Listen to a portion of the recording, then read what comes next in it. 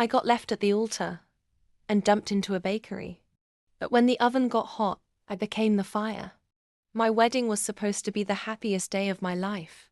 White roses, string quartet, full-length satin gown. All perfect. Until my fiancé whispered at the altar, "I can't do this. I'm in love with your best friend." Gasps. Tears. Cameras. Humiliation. I ran. Shoeless. Mascara streaked. Straight to my Aunt Martha's house. The woman I had helped pay rent for 2 years ago. The one I once skipped rent to buy a new oven for her crumbling bakery. But she didn't welcome me in. Not even a hug. "You can stay," she said, tossing me a rusty key. "But not in here. Use the old bakery. No one goes there anymore." I didn't cry. I baked. I scrubbed the soot-stained counters, rewired the flickering lights, painted the walls lemon yellow, and every morning I woke up before sunrise to bake with precision, pain, and purpose. Croissants, muffins, cinnamon rolls with caramel drizzle.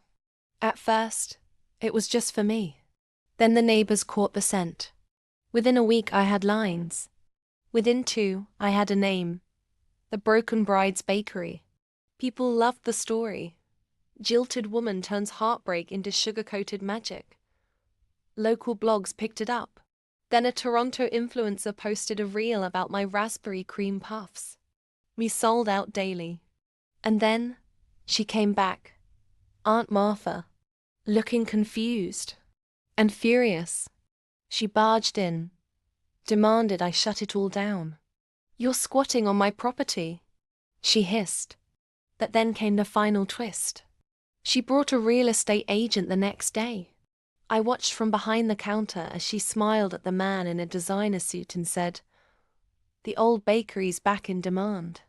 I'm ready to sell." What she didn't know, the man she brought, was my investor. You see, while she ignored me, I had registered the bakery's name, trademarked the logo, and partnered with a private equity group that believed in broken brides and buttered hope. So when she gleefully handed him the keys, he looked her dead in the eye and said, "Thanks, Martha, but we're not buying your bakery.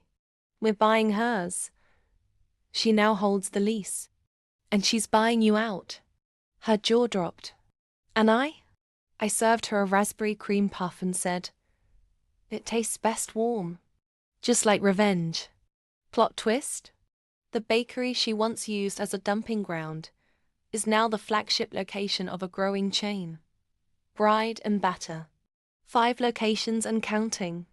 As for Aunt Martha, well, she now works at the front desk. Enjoyed that? Click subscribe for more real revenge stories that rise hotter than fresh dough. Drop a comment below if you've ever had to rebuild from betrayal. Because on this channel, we don't just break, we build empires out of ashes.